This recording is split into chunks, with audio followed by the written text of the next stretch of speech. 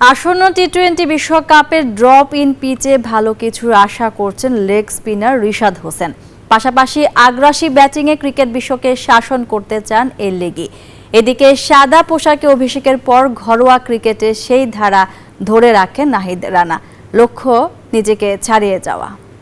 টি-20 বিশ্বকাপের ডামাডোল বাজতে শুরু করেছে। যুক্তরাষ্ট্র ও ওয়েস্ট ইন্ডিজ বিশ্বকাপে বসানো হবে ড্রপ ইন পিচ, যে উইকেট থেকে সুবিধা পাবে ব্যাটাররা।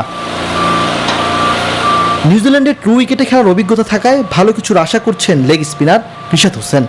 বিকাশে কম খরচে ক্যাশ আউটের লিমিট বেড়ে 50,000, প্রিয় এজেন্টও 2টা।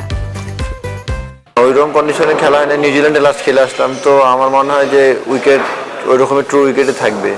যেহেতু অস্ট্রেলিয়া থেকে মাটি তুলে নিয়ে আসে উইকেট করা হয়েছে, তো ওই রকম উইকেটে হবে, আশা করি ভালো কিছু হবে। আসন্ন টি-20 বিশ্বকাপের আগে ঘরের মাঠ ও যুক্তরাষ্ট্রে 8টি টি-20 ম্যাচ খেলবে বাংলাদেশ। ওই ম্যাচগুলোকে বিশ্বকাপের প্রস্তুতি হিসেবে দেখছেন এই লেগি। পাশাপাশি ক্রিকেট বিশ্বকে আগ্রাসী ব্যাটিং দেখাতে চান রিশাদ।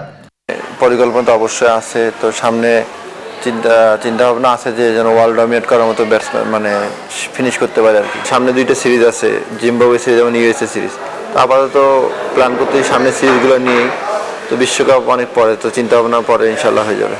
সদ্যই সাদা পোশাকে জাতীয় দলে অভিষেক হয়েছে গতির ঝড়তোলা নাহিদ রানার। ডিপিএলও সেই ধারা ধরে রেখেছেন এই তরুণ ক্রিকেটার। তবে এখানেই থেমে থাকতে চান না, বোলিং নিয়ে আরও কাজ করতে চান তিনি।